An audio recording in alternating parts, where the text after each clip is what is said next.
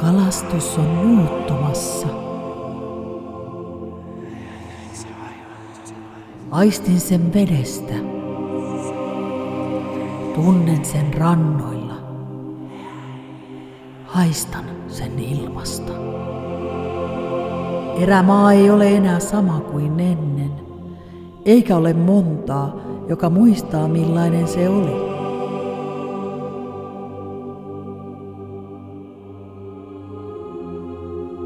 Kaikki alkoi, kun Ahti takoi taikasormuksia parantaakseen kalasaaliita. 3 sormusta perhokalastajille, ylpeimmille ja viisaimmille kalastajille kaikista. 7 vapakalastajille, taidokkaille monen lajin osaajille. Ja 9 sormusta annettiin verkkokalastajille, jotka ahneudessaan papittavat kaiken. Sormukset toivat suurta kalaonnea vuosien ajan jo muutenkin taidokkaille kalastajille, mutta he eivät tienneet, että vielä yksi sormus valettiin. Ahti veden jumala takoi myös itselleen raudun nahasta taikasormuksen, johon muiden sormusten kohtalo oli sidottu. Sormuksen kautta Ahti pystyi saamaan kaikkien muiden kalastajien tiedot, taidot sekä kalaonnen itselleen.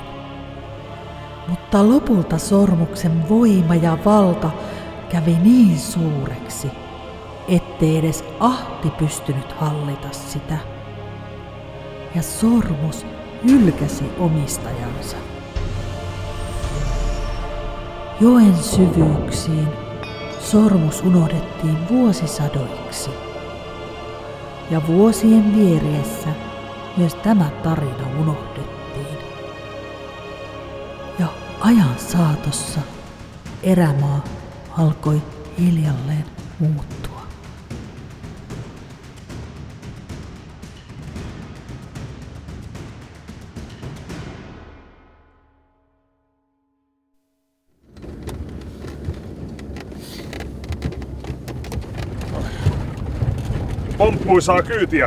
Pomppuisaa kyytiä.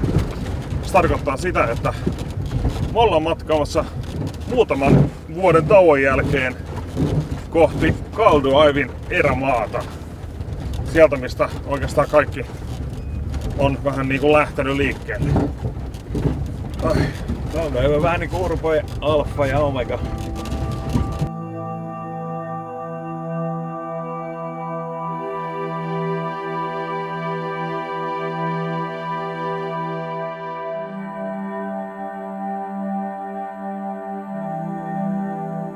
Leiri sijoittautui siinä mielessä aika taktiseen paikkaan, että siinä oli laskettu, että on mahdollisimman lyhyt matka oikeastaan mahdollisimman niin kuin moneen eri paikkaan. Että semmoisen niin kuin 5 kilometrin säteellä siellä on niin kuin jonkun verran alueita, minne mennä kalastamaan ja siitä sitten pidemmällä taas lisää. Tsekkaa mitä löytyy rannasta. Oletko nähnyt tällaista koukkua aikaisemmin? Tää nyt kuulostaa niin kuin valaa tai lohen tai jonkun muun. Mutta... Siis mieti hei, täällä järvessä ei pitäisi olla edes haukea. Eikö tää ole yleensä tämmönen niinku, mä en ikinä nähnyt edes noin sairasta koukkuu. Täällä ei pitäisi olla haukea. Mihin tätä käytetään? Hei, meillä on leiri pystyssä. Me ollaan jälleen kerran erämaassa ja tää on tosiaan tavallaan juhlavuosi meille. Vaikka kaikki ei ollut joka reissulla mukana, mutta tää on nyt Urpojen virallisesti 10. vuosi ja 10.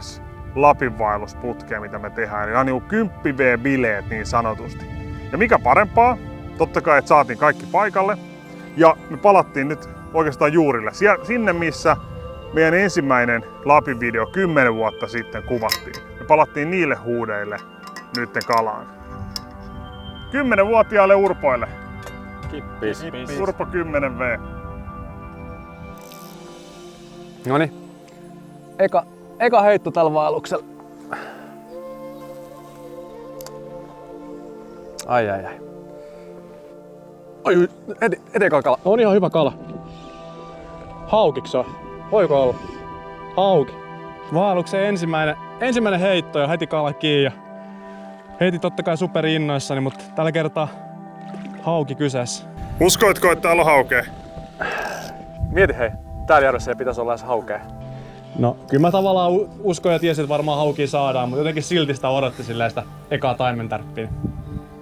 Huomattiin aika nopeasti, että taimeni ei näkynyt, mutta paljon pientä haukea kuitenkin järvi piti sisällään. Ja samalla vähän kartoitettiin kanssa näitä jokiyhteyksiä, mitä täällä suunnalla aika paljon menee. Niin tää on selkeästi yhteydessä isompaan järveen, mikä on taas yhteydessä seuraavaan jokeen ja niin poispäin. Niin tässä on niinku selkeitä tämmöisiä yhteyksiä, mitkä luo tänne semmosia pieniä salaisia kultakimpalejärviä, missä saattaa olla välillä aika isokokoisia taimeniakin sisällä. Että... Mitä kävi? Ai hauki on. Hauki veikkaisin. Tai no, vetää hauen mallisesti, mutta parhaassa tapauksessa voi olla hyvä taimenkin, mutta never know. No, kaveri. me vapautetaan. Eikä kala hei.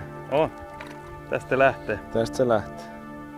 Oli kyllä uskomaton makea fiilis vedellä niin kuin Lapin yössä taas pitkästä aikaa renkaalla, kalastella ihan supersiistejä paikkoja. Jossain vaiheessa siinä tuli joku Lapin pöllökin pyörii mun ympärille ja katselemaan, että kuka vieras on nyt erämaahan eksynyt. Ja oli kyllä semmoinen fiilis, että nyt on olosuhteet tänä vuonna kohillaan, nyt on paikat kohillaan, että tästä voisi tulla aika kova setti.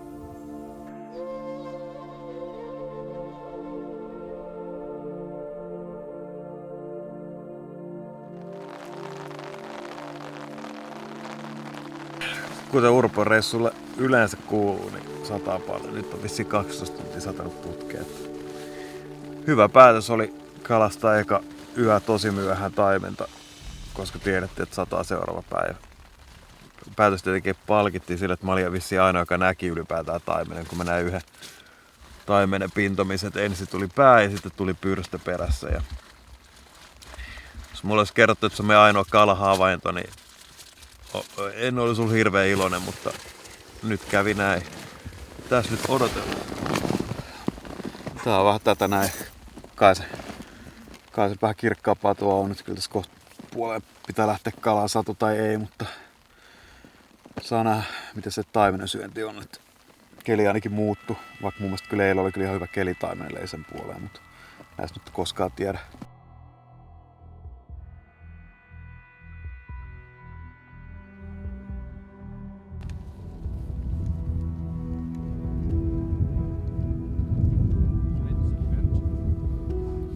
Taidettiin 5 aikaa vasta.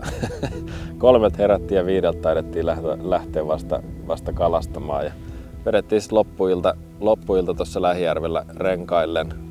Olvin kanssa kalastettiin aika pitkään, ei mitään tapahtumia, kunnes sitten ihan sieltä jokikompleksin loppuosalta sitten saatiin semmonen joku 2 kilon hauki ja siinä vähän vitsillä heitettiin silleen, että hei, että siinä on meidän ruokakala. Kunnes sitten meidän ilmeet meni vähän totisemmaksi, kun tajuttiin, että tää itse asiassa oikeasti varmaan kannattaa ottaa ruoaksi, eihän me oikeastaan olla mitään muuta kaloja nyt saatukaan. Onko ikinä ennen meillä tapahtunut vaellus siitä, että me otetaan haukea? Ei oo kyllä. Nyt on kyllä. Toka vuorokaus meneillä eikä mistään muusta kalasta tietoa.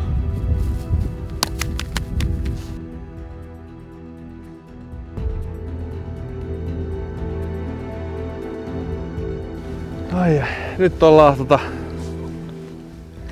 ihan just tuossa kotirannassa. Tultiin Teonkaan tähän. Joo, Jani ja Olavi ei ole vielä leirissä. Sen verran tästä pystyy jo sanomaan, että se voi olla ihan hyvä merkkikin. Että jos jompikumpi niistä on saanut paremman kalan, niin ne ei ole vielä kehdannut tulla takaisin. Ne on jäänyt vielä kalastaa. Mutta sitten taas toisaalta se voi olla myös huono merkki. Ne grindaa sitä yhtä ainoa ruokakalaa. Jää nähtäväksi. Kohta ne varmaan tuolta tulee, niin sitten tiedetään enemmän. Lähdettiin käymään meidän leiriin päin ja huomattiin jo tosiaan siellä sitten aikaisin, että siellä on pojat jo tullut tuolta isommalta järveltä jo renkaiden kanssa leiriin ja kattelee pitkälti jo sieltä kiikaroa meidän haavin pohjalla, että siellä on joku kala, niin tässä voisi vähän arvasi, että okei, että ne ei ole saalista saanut, kun katsoi mikä on päivän proteiini, mitä päästään syömään. Ja valitettavasti sitten hymy hyytyi aika nopea poikien huulilta, kun näki, että siellä ei ole taimenta haavissa, vaan hauki. Pituuden puolesta aika lähellä suurtaimet. Mä sen sain, mutta eipä se tässä nyt ole varmaan kovin kriittinen. Mä sain tunti myöhemmin about sama kokoinen. Se oli kyllä ehkä lihavampi. Ei voisi olla tää sankari tässä tarinassa. Ja mä sanoin, että se joka ruokkii porukaa on se sankari.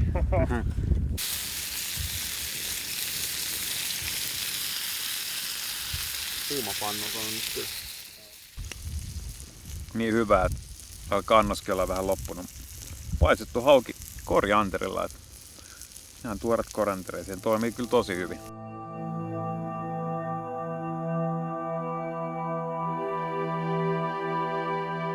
Tää on vähän niin kuin erilainen maailma. Jotkut voi ehkä lukea kirjoja ja sitten sitä kautta päästä erilaisiin maailmoihin. Ja jossain kirjoissa mennään erilaisiin maailmoihin. Harry Potter menee velhomaailmaan ja Narniassa lapset menee vaatekaappiin ja päätyy sieltä Narnian taikamaailmaan. Ja omalla tavallaan musta on niin kuin lähimpänä mitä itse on, että pääsee kokonaan uudenlaiseen maailmaan. Tämä ei niin kuin liity oikein mitenkään muuhun elämään. Kaikki mitä täällä tapahtuu liittyy vain täällä. Et pysyksä kuivana, saaksa ruokaa, minkälaisia kokemuksia sä näet, minkälaisia paikkoja täällä on, minkälaisia kaloja sä saat. Se on niin kuin ihan oma maailmassa. Kyllä se on sellainen, että omanlaisessa taikamaailma, niin kyllähän sinne haluaa päästä useammin. Sitten sä tulet sieltä pois, kyllähän sinne pitää päästä myös takaisin.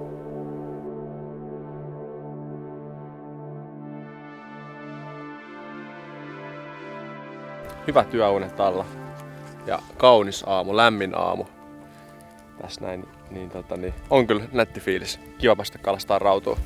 Ja nyt vielä kelluntarenkaat lähtee messiin, niin ehkä avaa uuden ulottuvuuden tuohon rautugeimiinkin. Et jos sattuisi vielä olemaan vaan niin oikein tyyntä, niin ai et, saattaa olla aika nannaa, kun päästään tuonne järvelle. Toivotaan, että nyt se kalaonni kääntyy meille. Voi olla, että ei kyllä kalaonnastakin kiinni. Se voi olla vaan, että nyt on vähän vasta kuitenkin 1,5 päivää kalastelua takana. Et ei saa aina heti napsua. Nyt oli kyllä aika hyvät odotukset. Sää taisi olla aivan loistava raudunkalastukseen puolipilvistä. Ja otettiin sitten 2 rengasta mukaan sinne, millä sitten 2 pystyy heittämään sieltä etsimään uutta paikkaa keskeltä järveä ja 3 kundia sitten kalastelee rannalta. Ei ole mikään iso kala kuitenkin. Ai. Siellä on peli auki. Peli auki. Ensimmäinen rautu Kaldavesta meidän porukalle. Ei ollut mikään iso rautu, mutta rautu kuitenkin.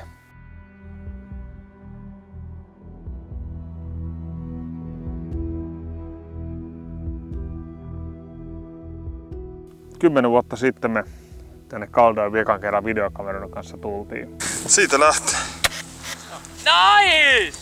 Pari vuotta aikaisemmin oltiin jo parit vaellukset tänne tehty, kunnes sitten videokamerat lähti messiin. Ja periaatteessa vähän niinku juhlavuosi meille.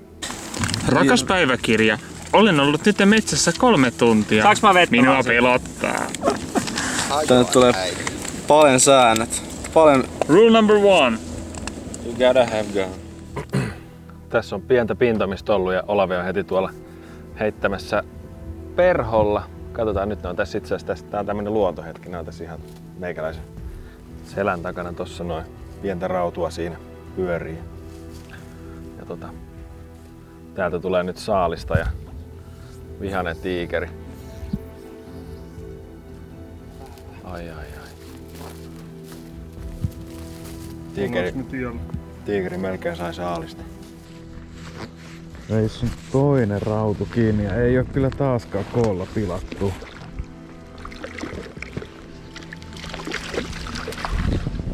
Siinähän se on. Mitä mä sanoisin? 150 grammaa. 200 ehkä säkällä. Se menee takas uimaan. Tosi lyhyt se se syöntipiikki, mikä siinä sitten oli. Ja sen jälkeen loppupäivä menikin sitten tyhjää kalastaessa. Toissa päivänä me syötiin haukea. Eilen me syötiin perunoita. Mitä me syödään tänään? Mä voisin ainakin tilaa ihan Kalifornian makin rulla.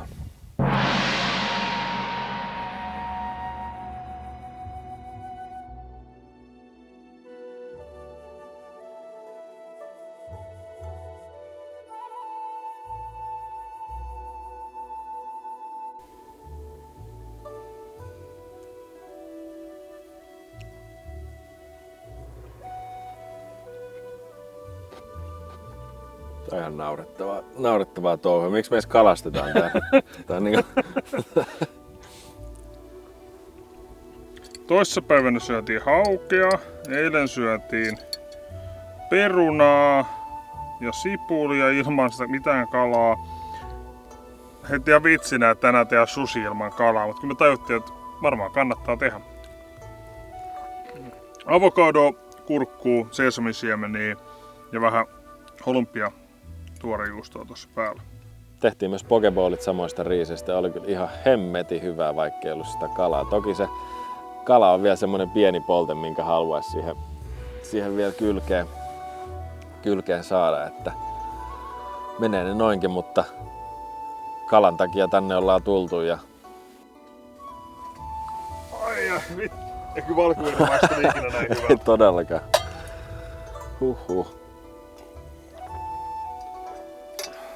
Jos näin voisi tehdä joka ilta, niin tekisin.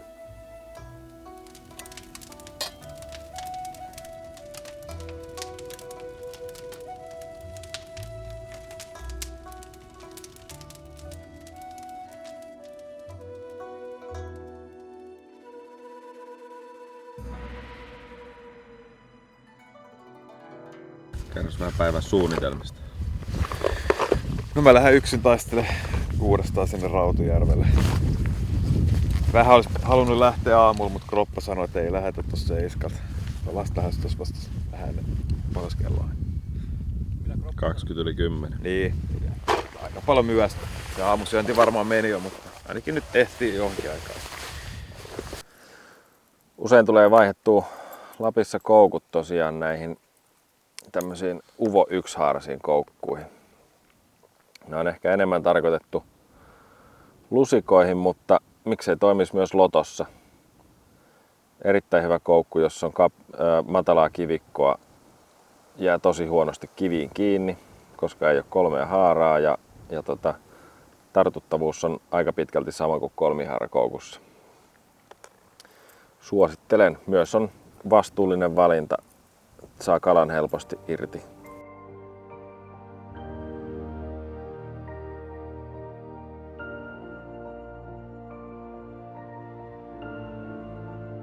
Me lähdettiin Paulin kanssa seikkailulle, tutkimusmatkalle, uusille paikoille. Meillä oli sellainen aivan upea jokilaakso, mikä vaan laskeutuu tätä korkeat tunturia alaspäin. Pikkuhiljaa sieltä tulee pieniä lompoloita, pieniä järviä tai pikkusuvantoja. Ja sitten loppujen lopuksi me saavutaan tällaisen aivan upealle järvelle, missä on saari keskellä sitä järveä. Sitten totta kai me paljonkaan katsellaan, että siinä meni yllättävän niin kuin matala ränni. Ei ollut krokseja ei mitään, me oltiin kyllä, että nyt tonne saareen on päästy, että siitä on kyllä paras kalastaa tää paikka. Niin ei siinä sitä auta, otetaan noin vaelluskengät jalasta ja lähdetään sitten paljain jaloin haastamaan sitä matalaa järven pohjaa, kivikkojärven pohjaa siinä. Ja mun ja Teon tehtäväksi oli lähteä sitten niin kuin tonne jokikompleksia vielä vaan niin ylemmäksi ja oikeastaan niille paikoille, mistä Urpo Erämies on vähän niin kuin aikoinaan saanut alkunsa.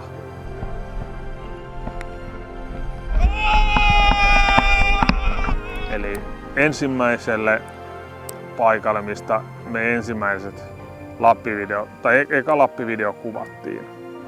Oikeasti tosi vaikea niin kuin uskoa, että 10 vuotta sitten mä oon kävellyt tohon reunalle aamulla, jättänyt kameran jalustalle, heittänyt ekan heiton, tarrannut heti enkkakala kiinni, joka edelleen ei mun taimen ennätys. Täältä samalta puulilta myös aikaisemmin niin kuulen tonne pari harjua taaksepäin Paulin onnen karjesut.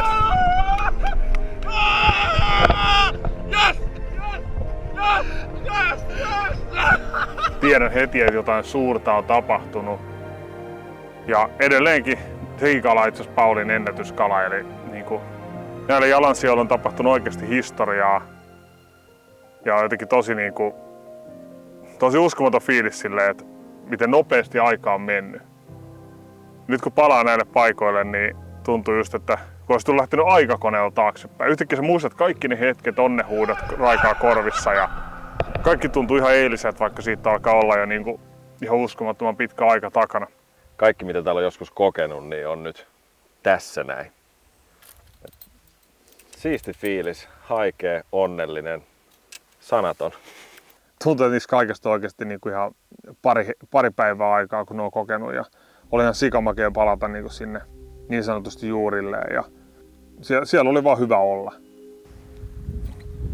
10 vuotta sitten kun täällä oltiin, mä en halua muistaa minkälaisia setejä tuli heitetty. Mietin, että silloin saatiin kalaa aika paljonkin ja vehkeet oli varmaan jotain 50 motanet settejä. Nyt sitten on vähän hankalempaa, vaikka niinku välineet on tätä luokkaa.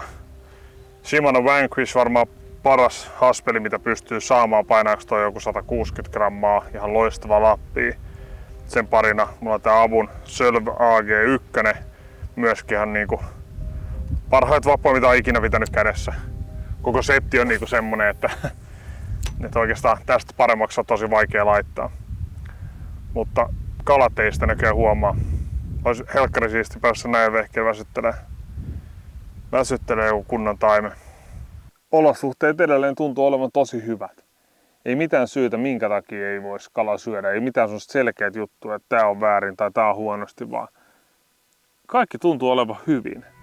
Ja silti me ei vaan niinku, ei saada kaloja puremaan mitenkään. Tässä nyt on vedetty nyt 8 tuntia kalatta ja maisemat oli ihan hienot ja kelit on ollut hyvät ja päässyt perhokalasta ja päässyt heittelemään.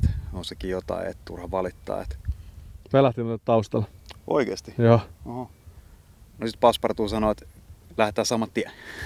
Käytäs lähetä sitten, ei tässä viitti enää heilutella. Ukkonen on kuitenkin ukkonen, ei ole leikiasia. Kalastus täällä erämaassa on aika erikoista siltä osin, että tänne pääsee yleensä vaan kerran tai ihan maksimissaan 2 vuodessa. Ja sä oot aika pitkälti niiden olosuhteiden ja kelien armoilla, mutta vielä enemmän sä oot oikeastaan kalansyönnin armolla. Et loppujen lopuksi meilläkin on täällä ollut nyt tosi hyviä säitä, tosi hyviä kelejä. Mä olisin ollut ihan varma, että kala syö tosi hyvin. Mutta jostain syystä kalansyönti on ollut todella huonoa. Sitten sä päästäis mietit, mistä se voi johtua. Voisiko vähän viiletä tai tuulla enemmän tai pilvisempää. Sataa vaikka vettä vaihteeksi. Et loppujen lopuksi sä aina keksit jonkun syy yleensä, että miksi se on huono. Vaikka se voi olla vaan ihan sattumastakin kiinni. Mut sit se on paljon helpompi myös mennä kalaan, kun sä oot keksinyt jonkun syy, että miksi tänään se kala söisi.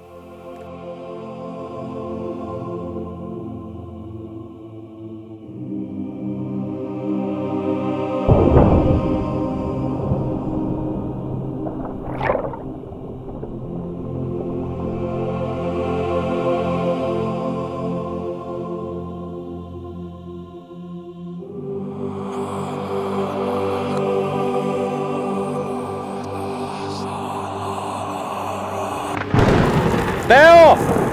Tsekkaa, tuot tulee ukkonen. Täytyy laittaa kamat teltaalle.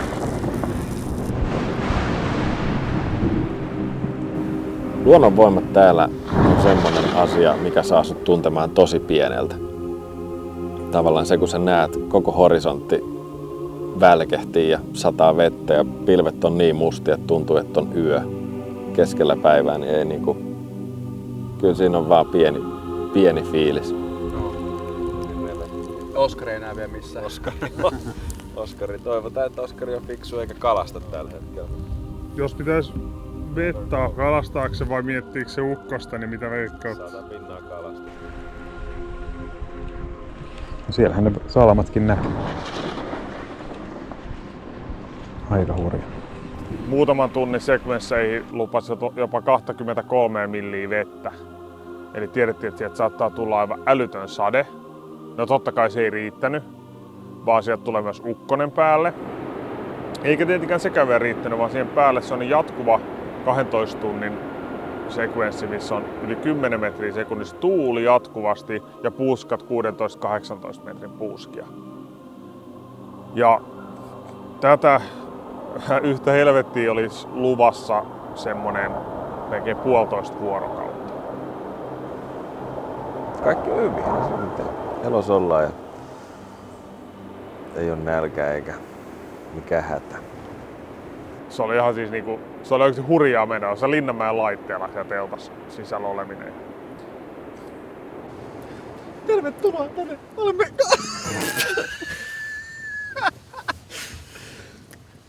Hyvää huomenta. Tässä täti Monika. Olemme... No niin, mitä vittu, miksi me pohdaan vittu nopeasti? Saatana, mitä helvettiä.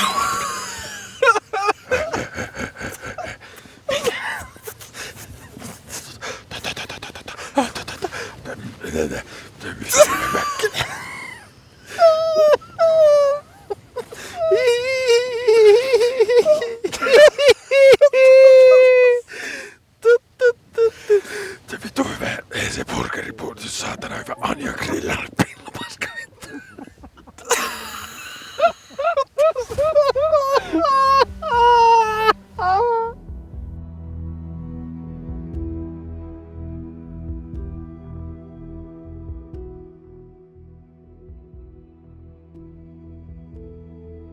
Myrskyn jälkeinen poutasää. Nyt on aikainen aamu ja meikäläinen tässä suunnitteli lähtevänsä rautujahtiin vielä.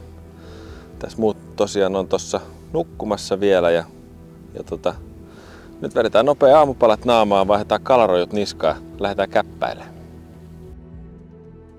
Minä Olavi pohdittiin pitkään, että mitä me tehtäisiin.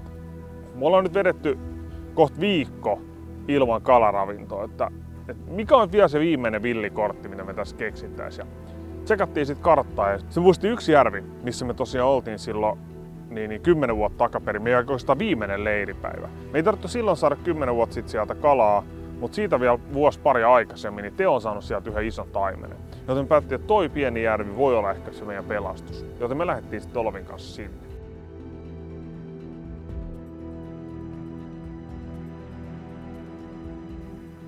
Täälläkin tuntuu, että taas palaa 10 vuotta taaksepäin ajassa, kun tänne rantoon astelee. Ja mä muistelen, kun tässäkin me ollaan kahlattu munasiirteen tätä rantaa tonne pitkälle poikien kanssa ja naureskeltu ja kalasteltu. Ja tuolla Kukkulalla pyöritty jallupullo suussa GoPro kanssa ja täällä on kuvattu tämän järven rannalla myöskin meidän ensimmäisen Lapin-jakson ja intro kävelyklipi. Täällä on niinku paljon sikamakeet kyllä niinku hetkiä koettu tämän järven rannalla.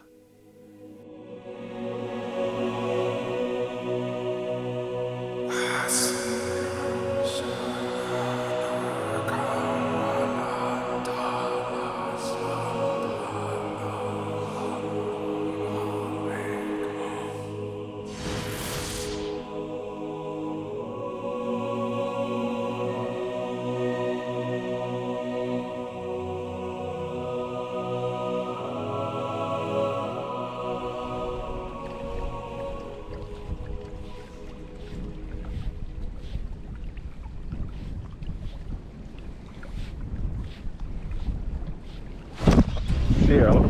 Ai että.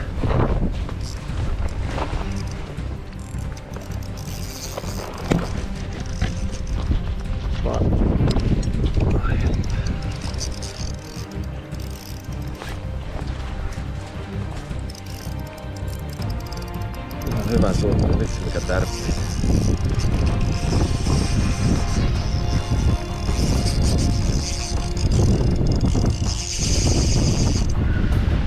Vetää kyllä hyvin.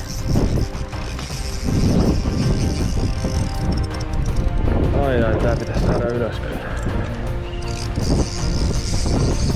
Nyt et osaa hypätä.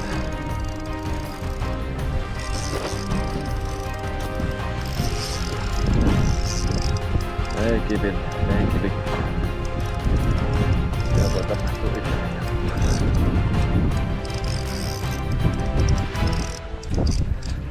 Tänne päin.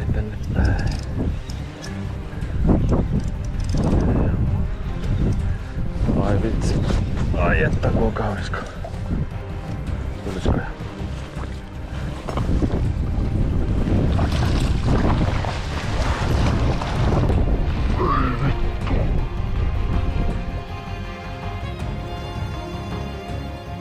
Olovilla kala kiinni. Olovilla kala kiinni.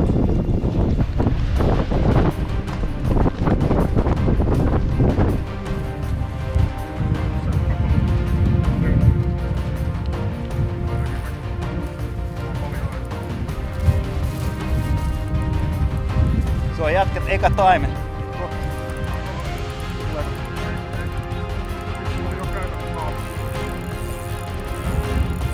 Silloin virtaa.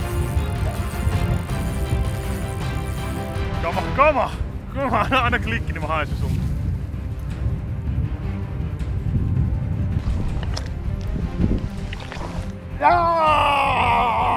Ihan helppo mitta. Läski helppo mitta kala Olavilla. Kääntyyhän se. Ja uisti irti. Uisti irti vielä. Ai että! Nyt on päässä, onko se? On. Joo, 52, noni. Yes. Uvo Koukku ja Liia Jikke. Ainakin meikäläisellä toiminut kyllä ihan sika hyvin. Ei voi muut sanoa, että ihan jäätävä hieno kala. Sä et meinannut halua aamulla lähteä tänne, mä sain sut ylipuhuttua. Joo, kyllä mä annan Janille, että Jani ylipuhuu mut tänne.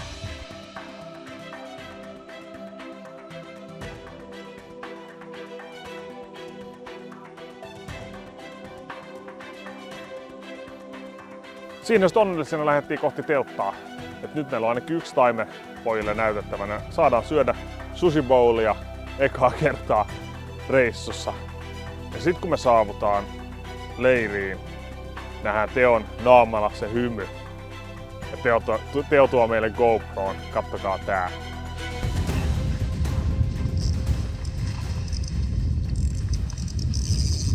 Vetää.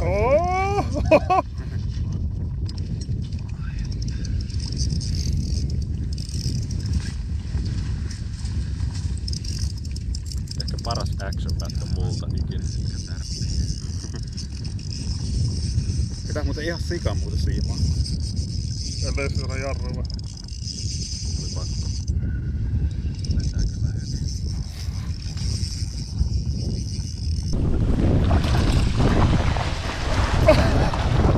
Ei vittu.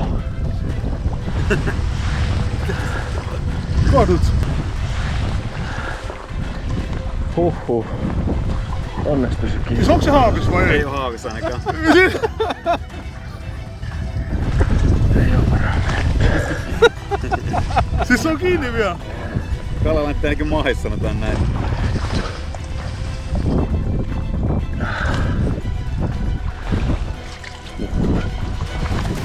Oh!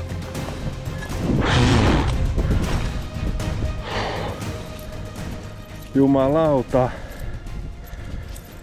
Jumalauta. Kattokaa. Luottouistin. PKK uusi 1 haara.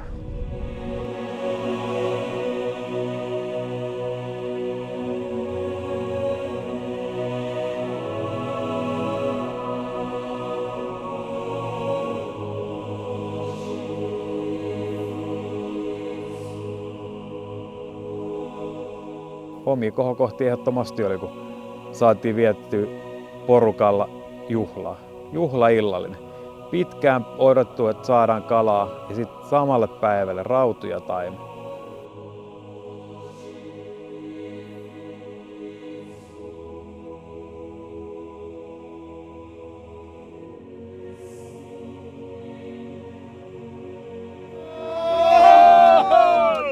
Ei sitä odotettukaan kuin 5 päivää! Kevyt. Hyvä Teppi! Mä julistaisin Urpojen reissun illallisjuhlan alkaneeksi. Nyt jo!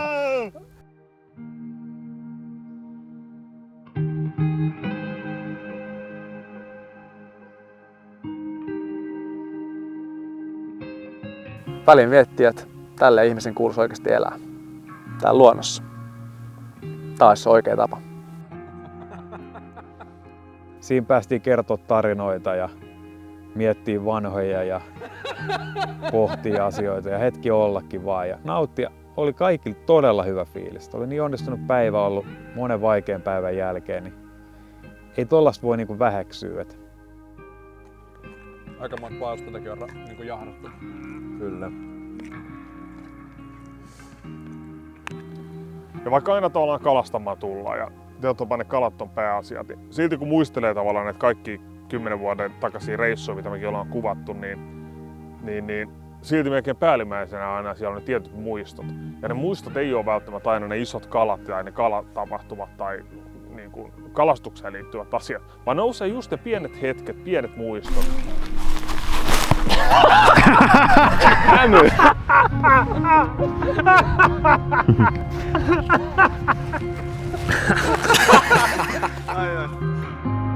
Se voi olla joku yksittäinen hauska tapahtuma. Pauli tippuu veteen, reissu muistaa ikuisesti siitä. Ukkonen lyö melkein meihin.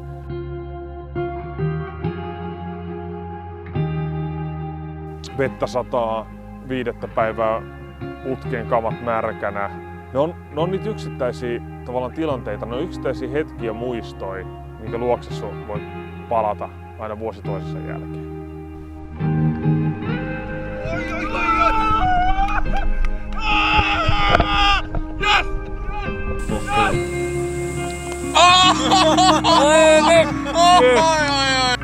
Siellä on kivi ja siellä on alla jotain. Jaha. Niin, siis tohon voi laittaa. Halsteri ja kaulakorri.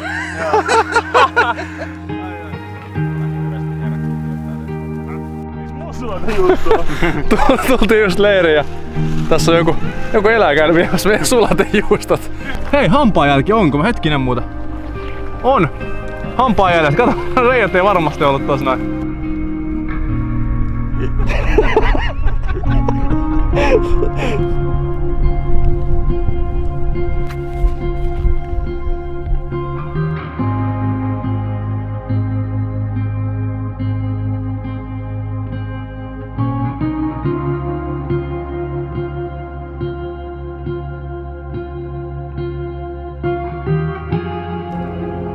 Täällä ei vittu tosta venettä oikeesti tässä Lahden perässä. Nyt on muuten iso kala. Mitä hittoa?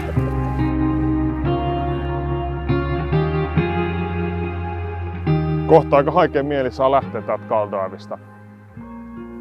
Täällä on nyt niinku oikeesti me ollaan kierretty melkein kaikki paikat tässä erämaassa.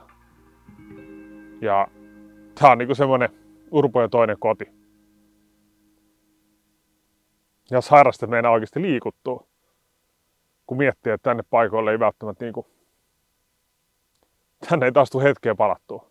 Kuka ties vaikka niinku tietotapa edes ikinä.